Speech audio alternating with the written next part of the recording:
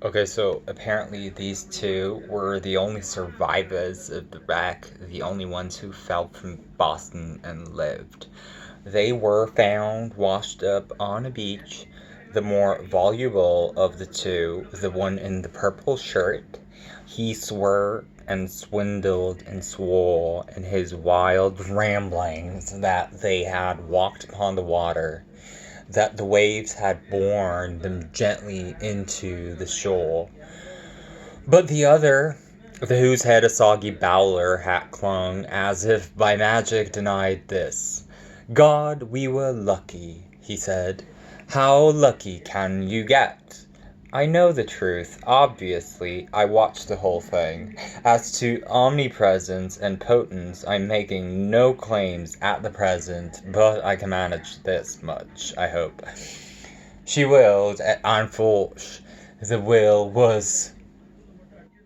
What was in the miracle? What type of angelic, satanic song? What and who am I? Let's put it this way, who has the best tunes? These were the first words Jabril said when he awoke from the snowbound English beach with the improbability of a starfish by his ear. Born again soprano, and you and me happy birthday, mister. Happy birthday to you, mister. Whereupon Saladin coughed, splutters, opened his eyes and ears, and befitted a newborn babe burst into foolish tears. Reincarnation was always a big topic with Jabril. For 15 years, the biggest star in the history of the Indian moves. Even before he miraculously defeated the phantom bug that everyone had begun to believe would terminate his contracts. So maybe someone should have been able to forecast, only nobody did. That when he was up and had again a so-to-so succeeded where the germs had failed and walked out of his old life forever within a week. 14 birthdays vanishing poof, like a trick into thin air. Ooh, the first people to notice his absence were the fur man and the film studio wheelchair team, long before his illness had formed the habit of being transported from set to set on the great Dewey Rama.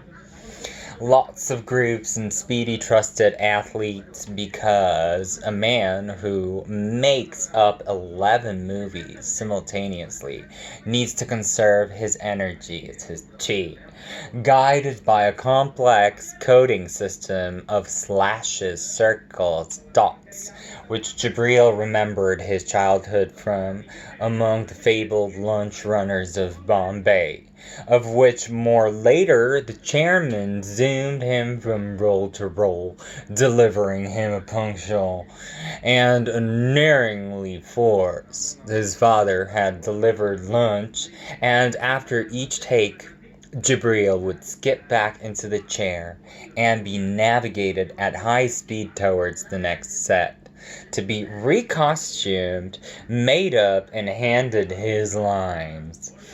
A career in the Bombay talkies.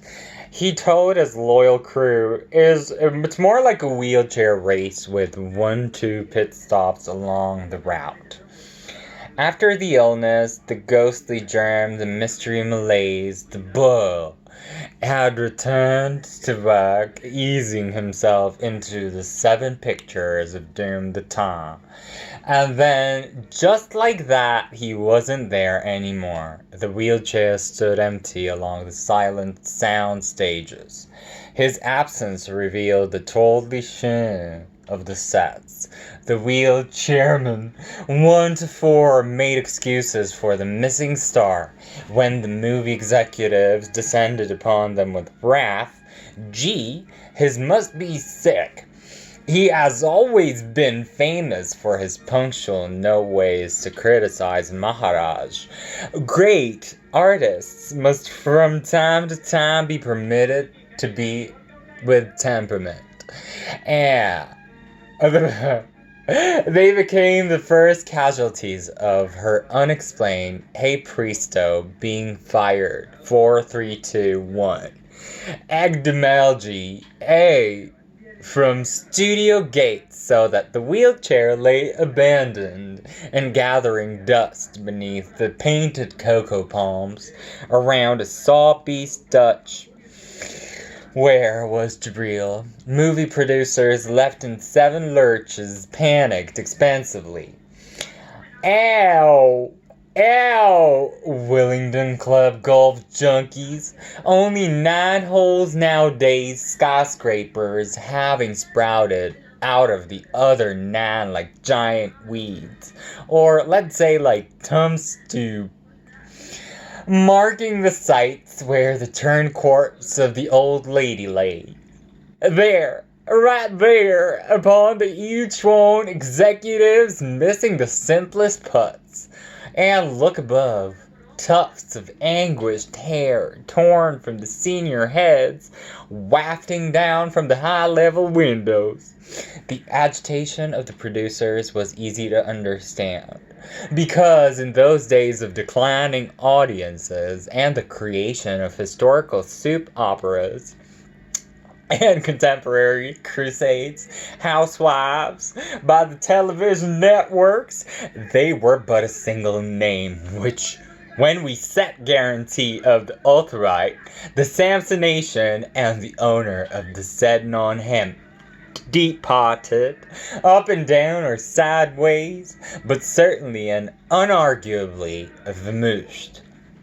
All of that in one city, without any telephones, motorcycles, cops, frogmen, and trawlers dragging the harbor, for his body had labored mightily to no avail.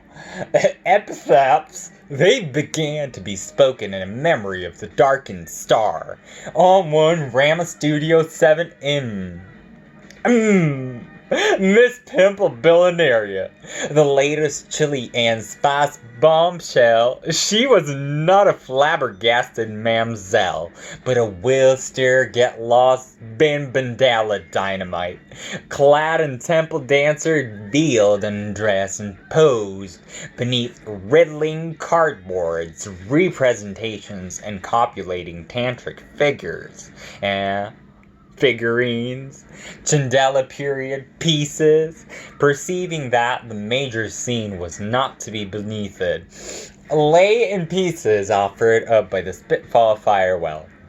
Audiences sounding records and electricians smoking their cynical beaties, attended by a dumbly dressed Elia Dale, pimpled attended scorn. God, what a stroke of luck. And Pete's sake, cried, I mean, today it was not only the love scene, Chi-Chi. I was just dying inside, thinking how to go near to that font moop. The breath of rotten cockroach dung. Bell-heavy anklets jingled, and she stamped. Damn God. Him and his movies, they don't smell, or he wouldn't get one job as a leaper even. Here pimples squilligly, clean. Ew, he climaxed, in such a torrent of obscenities that the beady smokes upset from him first. Tom and commenced comparing Pimple's vocabulary with that of the infamous bandit queen, Falola Devi. Couldn't melt rifle barrels and turn journalists into pencils of rubber torn twice. Even Pimple, weeping cattle, scrapping the cutting road deal. Rhinestones fell from her, and her navel went up, mirroring her tears in the matter of her halloo. However, altogether wrong. If anything, she had little understanding in the case. Jabril exhaled, for those ochre clouds of sulfur and brimstone had always given him many more takes, and he took off the exit stack, trackling the much intensified devilish odor that was beginning to attract him into that foolish, sweet-smelling name. You could say he had stepped out of the screen into the world, and in life, unlike the cinema, people would know it was he who stunk.